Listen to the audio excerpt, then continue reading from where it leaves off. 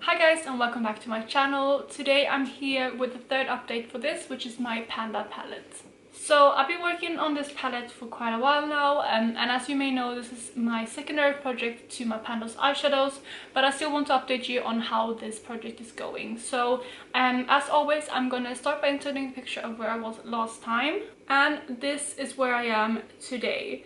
So as you can see, I have a little bit of update, and I have hit pan on another shade in the palette, which is this one right here. Other than that, I don't have too much progress.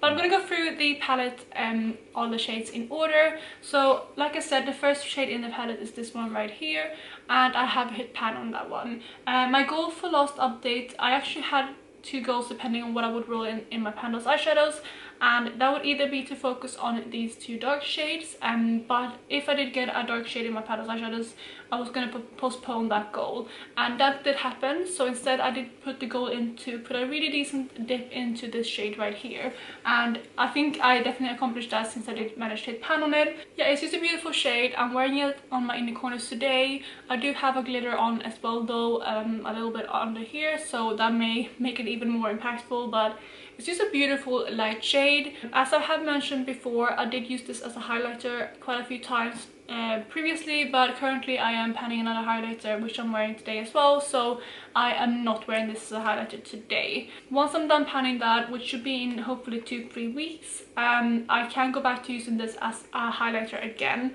Also getting closer to summer, I'm hopefully going to be able to use, let me find it, this shade right here together with it to make it a bit darker and deeper once I get a tan.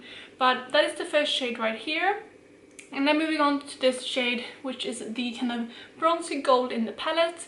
I don't actually think I've used this at all in the last month. I used it tons in the month before, and I did manage to pan on it then. But since I did have pan on it, or since that update was, I haven't really reached for it at all, because I've been working on so many other shades, and the shades that I have been working on I don't really feel like it's been going with, so yeah, it's not one that I focus on too much. One next to it though I have used a couple times, and this one is one that I used a lot as an inner corner highlight as well, but I actually think I prefer this one as inner corner highlight because this shade right here is quite crumbly. Both of these are, and I feel like these two shades work better as a lid shade because they are so crumbly, and if you are conscious about those kind of shades or those kind of formulas, you can always put on a glitter glue, which I find is easier if it's on the lid. So moving forward, I think I'm going to use these two on my lid mainly, and then focus on this shade right here as an inner corner highlight, and hopefully be able to use this up that way. Then the next two shades I usually talk about together, so I'm going to do that again,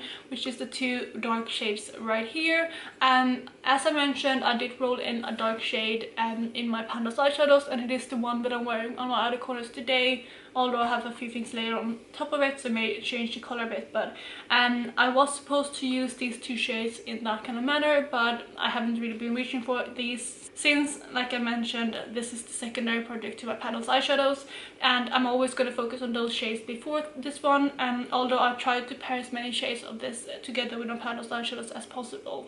So I don't think I'll be reaching for these two that much in the next month either, since I'm still working on that other shade, and I don't think that will be done in the next few weeks, unfortunately. So these two will probably be put on hold for a while, but if I do have any progress for next update, I will definitely let you know.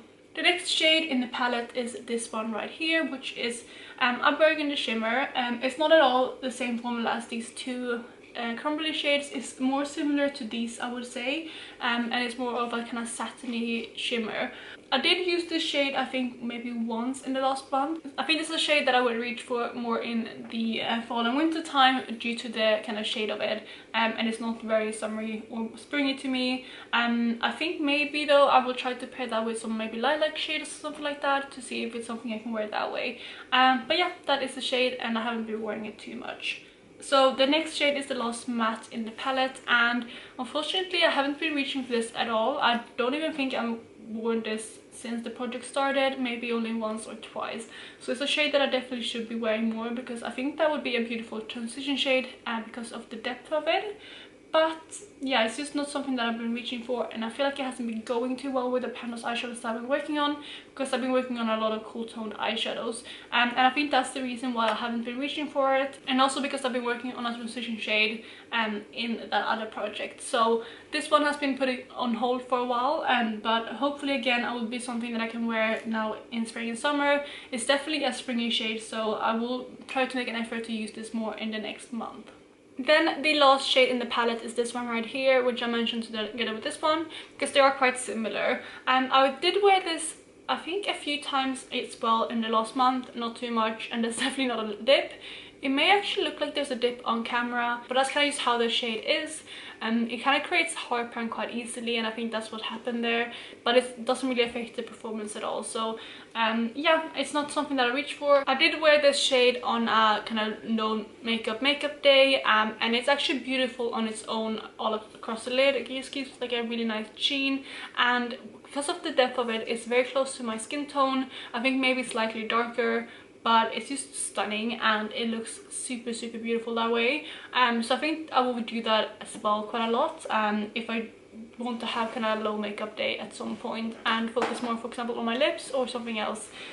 So yeah, I think that's how I'll be reaching for this one for now.